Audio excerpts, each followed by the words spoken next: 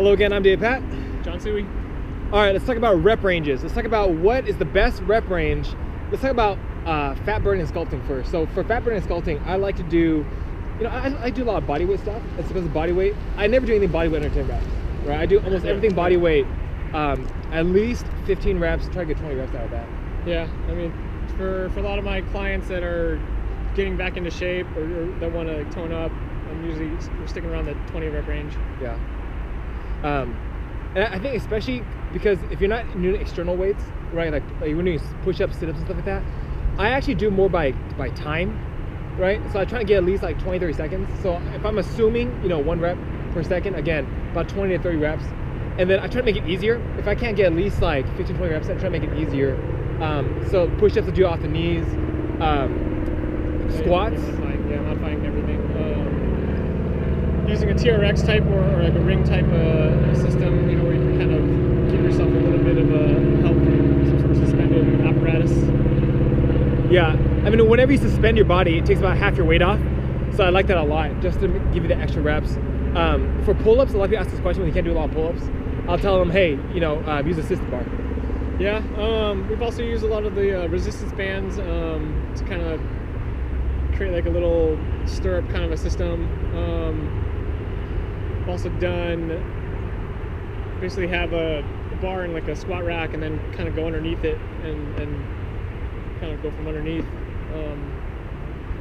But just, I don't know, there's so many different ways you can modify an exercise to accommodate for lack of strength or even injury, things like that. Yeah, I mean, the biggest thing though is whenever you're doing body weight, you want to keep the rep range high. And again, if your goal is sculpting, if your goal is fat burning, if your goal is more sport specific, at least 15 reps, 20 reps, that's what I like a lot. Now the opposite is if you're trying to bodybuild, you're trying to do powerlifting stuff, well, I think that's a little bit different. Strength building, I keep it around 8 to 12 reps, right? I like that a lot. When you get down to like 1 to 3 reps, that's competitive powerlifting. So I tend not to recommend that unless you're specifically a competitive powerlifter, which most of you are not. So 8, 12 reps is what I like a lot. Yeah, generally, yeah. As soon as for a lot of mass building and a lot of and even strength, like powerlifting type of stuff, power bodybuilding, like a lot of us like to do. I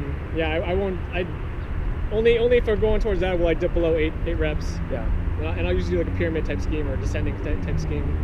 And I guess kind of the logic for that is this: when you're 1 to 3 reps, yeah, you can lift a lot, but you're just not doing enough overall weight, right? Like when you think about like total weight in a workout, you're just not doing enough if you're only doing 1 to 3 reps.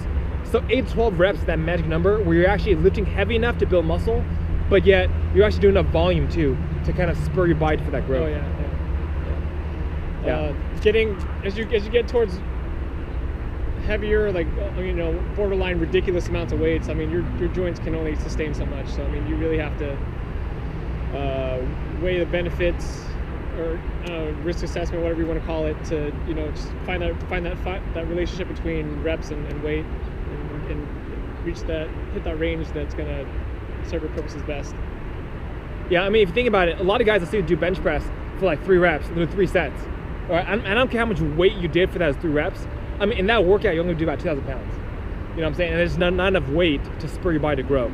So 8 to 12 reps for muscle building, and for most people, that's what I recommend, 8 to 12 reps. Yeah, agree. I'm David Pat. John Suey.